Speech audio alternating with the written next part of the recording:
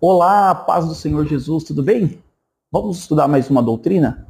Hamartiologia, a doutrina do pecado, né? Essa é a primeira aula aí dessa doutrina, né? Hamartiologia, a doutrina do pecado.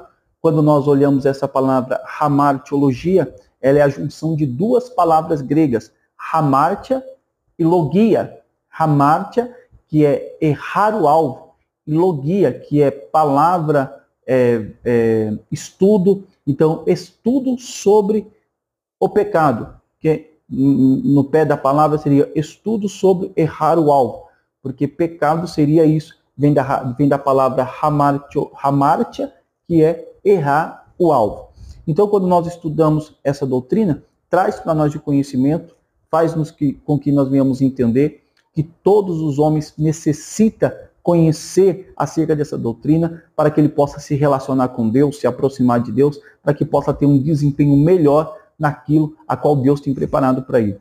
Todos nós pecamos, isso é fato, através de Adão, lá no Jardim do Éden, nós pecamos, fomos destituídos da glória de Deus, não há mais glória de Deus sobre o homem que anda no pecado, pratica o pecado, vive no pecado. O homem precisa, sim, fazer uma nova aliança. O homem precisa encontrar este vínculo, encontrar este caminho, fazer esta aliança com Deus, que é, sim, através de Cristo Jesus, que nos traz o ministério da reconciliação, como nós lemos na palavra de Deus, que Deus reconciliou o homem consigo mesmo por intermédio de Cristo Jesus. Somente Cristo, na cruz do Calvário, tem esse poder para reconciliar o homem com Deus. Um homem perdido, um homem que estava longe de Deus, distante de Deus, assim como nós lemos em Isaías, capítulo de número 59, que diz que os ouvidos de Deus não estão agravados e nem as suas mãos encolhidas para que não possa ouvir ou salvar.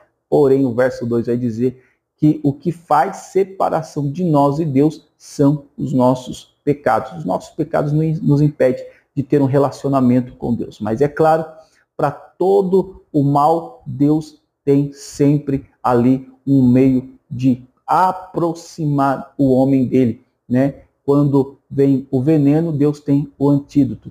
Já que o pecado ele se propaga, ele se espalha de uma forma assustadora, pior do que qualquer vírus mortal que já existiu sobre essa terra ou que ainda há de existir, o pecado é pior, ele se espalha. O homem já é gerado no pecado, então o homem precisa, sim, tomar esse antídoto. Como se chama esse antídoto? Esse antídoto chama-se graça. Esse antídoto nos é dado por intermédio de Cristo Jesus, nos fazendo assim, de novo, aqueles seres santificados, aqueles seres que estão aptos para ter comunhão com um Deus santo, né? Como a palavra do Senhor nos ensina, sede santo como eu sou santo. Para se relacionar com Deus, nós precisamos sim estar num patamar que supra todas as necessidades e exigências que o próprio Deus estabeleceu para que o homem se relacione com ele. Mas, pastor, é impossível. Como que eu posso alcançar isso aí? É simples, irmãos. Por intermédio de Cristo Jesus. Através de Jesus, a nossa fé em Jesus, por intermédio do sangue do Senhor, nós temos aí as nossas vestes lavadas, né? Nós temos aí uma oportunidade de nos aproximar de Deus, estarmos perto de Deus e assim gozar justamente daquilo que Deus preparou para nós desde o plano original. Então, amém? Vamos para o texto da Bíblia. O texto áureo para a gente poder começar essa aula de hoje será o texto que se encontra em Romanos capítulo 3, verso de número 23. Está escrito assim: porque todos os homens pecaram e destituídos estão da glória de Deus. Amém? Anote aí porque você precisa conhecer esse texto, tá? Romanos capítulo 3, verso de número 23. Está escrito: porque todos os homens pecaram e destituídos estão da glória de Deus. Quem pecou? Todos os homens. Então todos os homens estão na mesma situação. Estão destituídos da glória de Deus. Não há glória de Deus no homem que está longe de Deus, que está vivendo uma vida carnal, uma vida no pecado, nos erros, uma vida distante de Deus. Então, o que seria o pecado? Nós já falamos aqui inicialmente, pecado é errar o alvo. Qual seria o alvo? Seria Jesus, Cristo. Qual seria o alvo? Próprio Deus. Quando eu estou obedecendo uma ordenância de Deus, uma ordem de Deus, eu estou acertando o alvo. Só que quando nós falamos dessa imagem figurativa, errar o alvo, o que nos traz a memória? Se eu tivesse uma lousa aqui, nós iríamos fazer com desenhos. Imagine aí, você, um alvo, né? Aqueles de lançar dardos ou aqueles de lançar flecha. Sabe aquele alvo? Então, quando é lançado o dardo, qual é a intenção de quem está lançando? Acertar o centro do alvo. Acertar o lugar aonde foi determinado para que fosse alcançado pelo dardo ou pela flecha. Mas quando você lança o arco, ou melhor, quando você lança a flecha, ou quando você lança o dardo, ele não acerta o alvo, mas em algum lugar ele acerta. É assim que a humanidade tem caminhado. O alvo dela é as coisas do alto.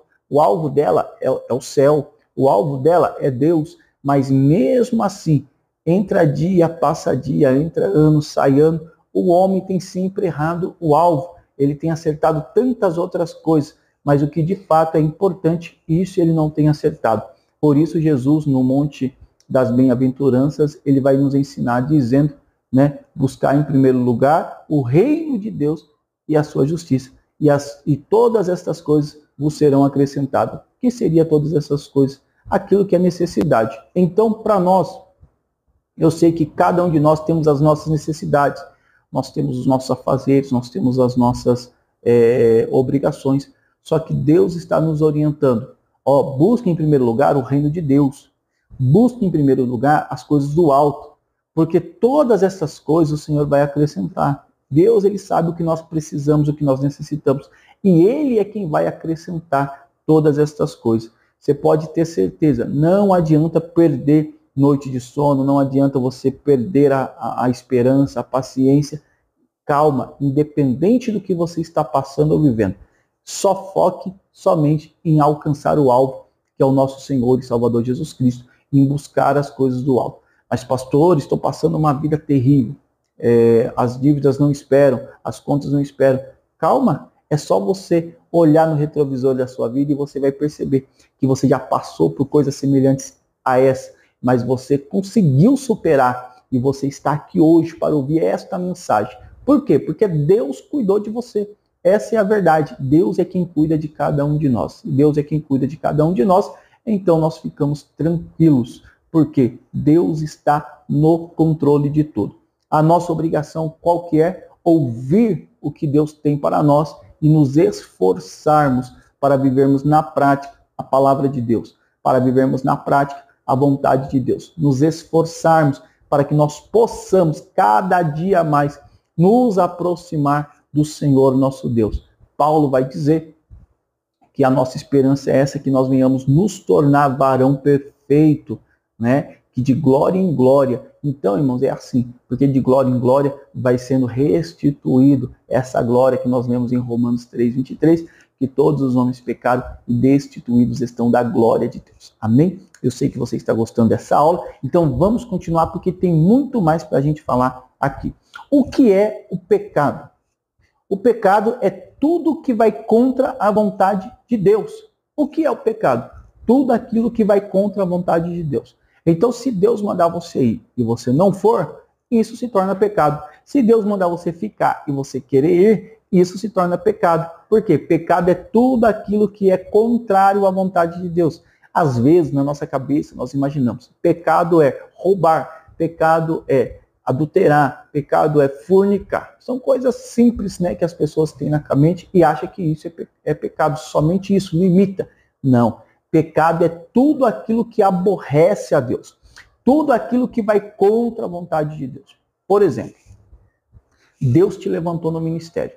Deus tem um algo na sua vida, né? Uma obra na sua vida. Deus exige que você faça tal coisa. Você não faz, você está pecando. Simplesmente isso. Qual que é a ordenança de Deus para todos nós? Ide por todo mundo e pregai o evangelho. É todos, irmãos, não é somente um ou outro. Então, se você não faz aquilo que Deus exigiu, aquilo que Deus determinou, o propósito de Deus para a sua vida, então você está pecando porque você não está fazendo a vontade de Deus. Qual é a consequência do pecado? A Bíblia diz que o salário do pecado é a morte, mas o dom gratuito de Deus é a vida. Deus sempre quis que o homem vivesse e vivesse para sempre, né?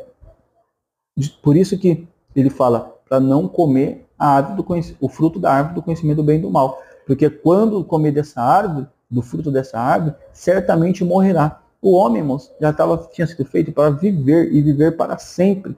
Deus honrou o homem ali no jardim, mas porém o homem, o que ele fez? Ele desobedeceu uma ordenança de Deus. Todas as vezes que nós desobedecemos a ordenança de Deus, nós pecamos.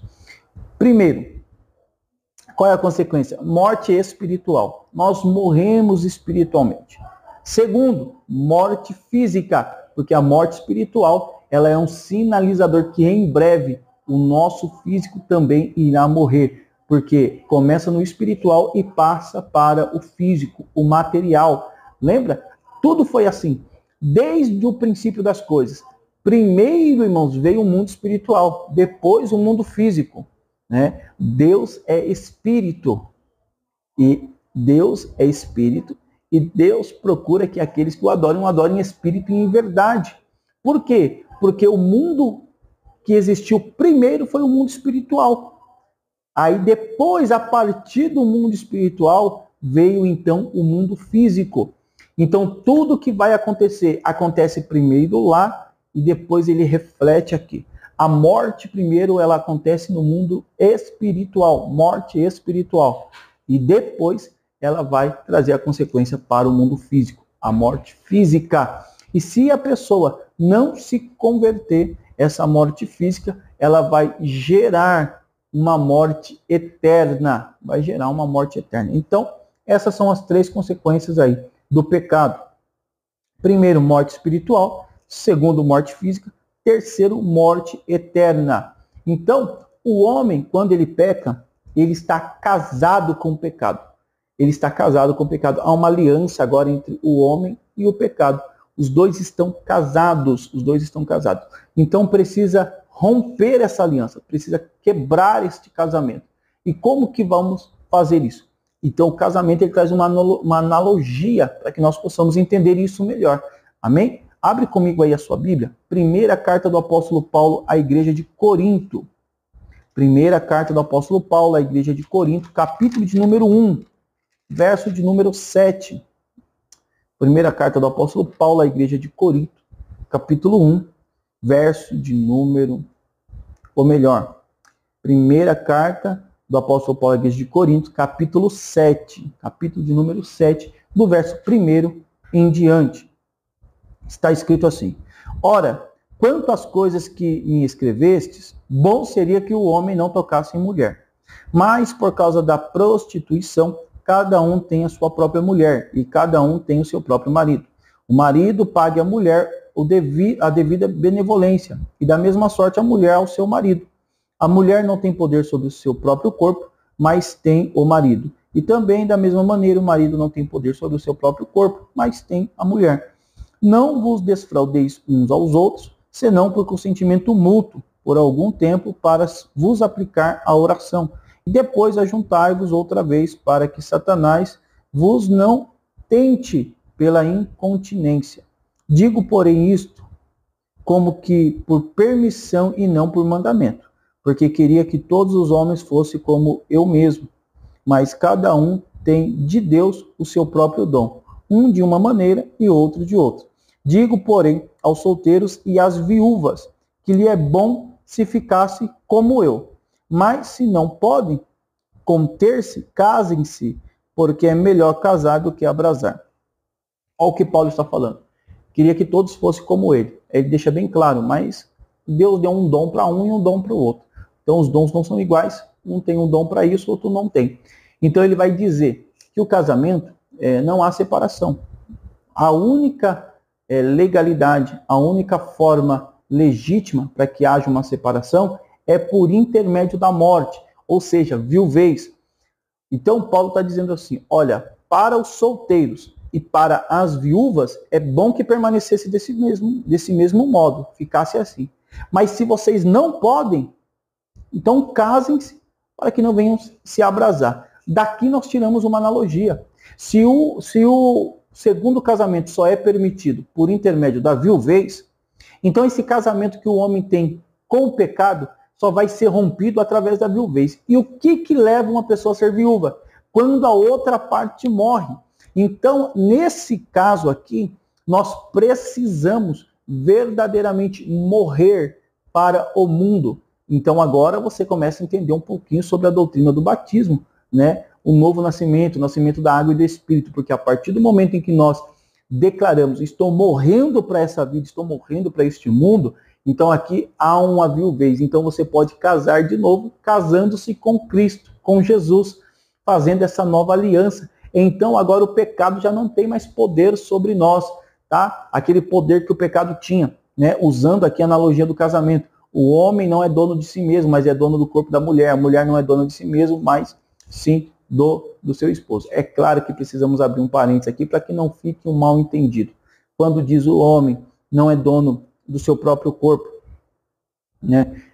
Mas sim a mulher, não quer dizer que o homem tem poder sobre o corpo da mulher, ele pode fazer o que ele quiser do corpo da mulher, mas nos traz um entendimento de que assim, eu sou casado, então eu não sou dono do meu corpo, o meu corpo pertence à minha esposa, então eu não vou traí-la porque eu estou honrando a ela, porque esse corpo não pertence mais a mim, esse corpo pertence somente a ela, eu não posso dar esse corpo para qualquer outra pessoa. Da mesma forma a mulher não tem poder sobre o seu corpo, mas o seu corpo pertence ao seu marido. A partir desse pressuposto, a partir desse ponto de partida, então ela não irá traí-lo, porque ela não vai pegar aquilo que não pertence a ela e dar para outra pessoa. Outra pessoa não tem autoridade. Quem tem autoridade sobre o meu corpo é a minha esposa. Quem tem autoridade sobre o corpo da minha esposa sou eu, no sentido de honra, né? Então ela vai guardar para me honrar. Eu vou guardar o meu corpo para honrar ela. Amém? Então aqui voltando para essa disciplina hamartiologia.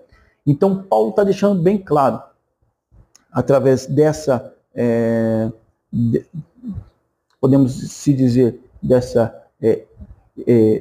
figura de linguagem, ou alegoria, que o casamento só pode dar direito para a pessoa casar depois que um dos dois morre. Então nós precisamos morrer para que possamos fazer um novo casamento e agora um casamento com Cristo. Agora você entende por que que Deus, quando o homem peca, Deus expulsa o homem do jardim do Éden, para que ele não venha ter acesso à árvore da vida.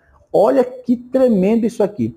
O homem peca, o homem está no jardim do Éden, o homem peca. Quando o homem peca, Deus expulsa o homem do jardim. Por quê? Enquanto o homem estava no jardim, ele tinha livre acesso à árvore da vida. E isso trazia como consequência que ele poderia viver por muitos anos, ou até mesmo se tornaria ali imortal, não iria morrer. Quando o homem peca, se o homem tivesse acesso ainda ao fruto da árvore da vida, o homem não teria como ser redimido, não teria como salvar um homem. Por quê? Porque a única forma de salvar ele é justamente pagando o salário do pecado. O salário do pecado é a morte. Quando Deus tira o homem do jardim, quando Deus expulsa o homem do jardim, o homem não tem mais acesso à árvore da vida, não pode mais comer o fruto da árvore da vida. Logo, o homem tem um prazo de validade. O homem, cedo ou tarde, a morte chegaria para ele como consequência da desobediência. Morrendo o homem, ele teria agora, de novo, a chance, a oportunidade de se reconciliar com Deus. Pastor, não estou entendendo. Eu vou te explicar. Porque agora, sim, afastado do jardim do Éden, não tendo mais acesso à árvore da vida, ao fruto da árvore da vida, agora sim, poderia se colocar a doutrina. O homem precisaria morrer para que ele pudesse nascer da água e do Espírito. Aí nós entendemos por que aquela conversa entre Jesus e Nicodemos, quando Nicodemos fala, é possível o homem, depois de velho, voltar para o ventre da sua mãe? Aí Jesus fala, Nicodemos é mestre entre aqui os homens, é príncipe entre os judeus, entre os homens, mas não entende essas coisas? O homem não vai voltar de novo ventre da mãe. Como que vai acontecer isso aí? A partir do novo nascimento, nascimento da água e do Espírito. Aí sim, vai ter essa morte, essa aliança ela é rompida, o homem não tem mais obrigação com a morte, nem com o pecado, e a partir de agora o homem está casado com Cristo, está feita uma aliança entre ele e Cristo. Então agora o homem começa a desfrutar da vida por intermédio de Cristo Jesus. Por causa disso, existe então aí o nascimento da água e do Espírito. A Bíblia deixa essa doutrina muito clara para nós. A partir daí, então, nós entendemos que é necessário que eu morra para que o Senhor viva em mim. Amém? Passando daí, a gente prossegue mais um pouquinho. O que é o pecado? Tudo aquilo que vai contra a vontade de Deus. Quando nós olhamos para o pecado, nós vemos que o pecado ele é atraído pelo egoísmo e pela transgressão da lei. Então, pecado é a transgressão da lei. Mas de qualquer lei? Não, da lei de Deus. Por que a transgressão da lei de Deus? É aquilo que eu falei. Quando Deus determina algo para você e você não faz, você está aborrecendo a Deus. Então, isso se torna pecado. Automaticamente, quando nós olhamos para esse cenário, o pecado ele é transgressão da lei. Mas, pastor, de qualquer lei? Não, não de qualquer lei, mas sim da lei de Deus. Por quê? Porque se você transgredir a lei de Deus, isso se torna pecado. Mas existe a lei dos homens. A Bíblia diz, observar a lei de Deus, mas também a lei dos homens. Desde que a lei dos homens não venha contra a lei de Deus. Então, vai ter coisas que o homem estipulou como lei, que é contrário à vontade de Deus. E você não pode aborrecer a Deus. Aí sim, você tem essa liberdade para quebrar essa lei, desde que essa lei seja uma lei que venha violar a vontade de Deus. Tá bom? Então, qual lei que eu não posso transgredir? A lei de Deus. O egoísmo, porque o egoísmo é a obsessão pelo eu. Lembra de Lúcifer? Né? A gente lê em Ezequiel 28, 14, Isaías 14, verso 13 e verso 14. Então nós vamos ver, né, que a expressão dele é assim, eu subirei, eu exaltarei, eu me assentarei, eu serei. Essa obsessão do eu faço, eu sou isso, eu sou aquilo. Isso daí é pecado. Quando você está muito nesse eu, cuidado. Assim foi o pecado, teve origem lá no céu através de Lúcifer, por causa desse eu. Eu subirei, eu serei, eu colocarei, eu quero, eu faço. Não, sai fora. Esse eu é obsessão pelo eu, pelo meu ego. Lúcifer pecou por causa disso. E ele transmitiu esse desejo para Eva. Quando ele vai ter o diálogo dele com a Eva, quando ele vai conversar com ela, você vai ver que ele vai colocar dentro dela essa dúvida, onde ela vai levantar, enaltecer o seu eu. Né? Então, o pecado é isso. É o egoísmo, ele nos leva para o pecado, a transgressão da lei de Deus. E o que seria pecado? Seria os meus desejos que são contrários à vontade de Deus. Entre os meus desejos e a vontade de Deus, o que tem que prevalecer é a vontade de Deus. Sempre a vontade de Deus precisa prevalecer e não os meus desejos. E também, pecado é uma rebelião contra Deus. Quando eu peco, é quando eu transgrido a lei. É quando eu sei que Deus quer que eu faça isso, mas eu faço aquilo. Isso é, de fato, uma rebelião minha contra Deus. Eu estou me rebeliando. O homem se rebelou contra Deus. E o pecado é isso. O pecado é rebelião do homem contra Deus. Né? O pecado é a causa de todos os distúrbios e tragédias em todos os segmentos, seja família, igreja, religião, sociedade, nação. O pecado atingiu tudo isso. Tudo isso está contaminado, tudo isso está, de alguma forma, violado por causa do pecado. E o pecado ele opera tanto no presente como no futuro. No presente, o pecado ele opera trazendo para nós vergonha. No futuro, o pecado ele opera trazendo para nós morte eterna, distanciamento de Deus. Então, no presente, quando eu peco, e isso vai trazer para mim uma vergonha, porque eu sei que eu pequei, eu entristeci a Deus, Deus falou para não fazer isso e eu fiz. Então, o pecado ele opera tanto no presente como no futuro. Né? Quando nós sanamos esse poder do pecado, aí o nosso presente é um presente de honra, de alegria, de prazer. E o nosso futuro é estar com Deus lá no céu, na glória, para sempre. Amém? Então, a partir de aqui, a gente encerra essa aula. Essa aula fica como introdução para todos os irmãos. E a partir da semana que vem nós iremos dar continuidade e assim nos aprofundando um pouco mais nos estudos da palavra de Deus. Deus abençoe a tua vida, Deus abençoe a tua casa, a tua família. Nós iremos encerrar por aqui. Depois você nos ajude compartilhando esse estudo. Se edificou de alguma forma a sua vida, se foi útil de alguma forma para você, compartilha, envia nos grupos de família, grupo de igreja, abençoe a vida de outras pessoas. Tá? É o que nós te pedimos em nome de Jesus. Fica com Deus, que Deus te abençoe e te guarde em nome de Jesus.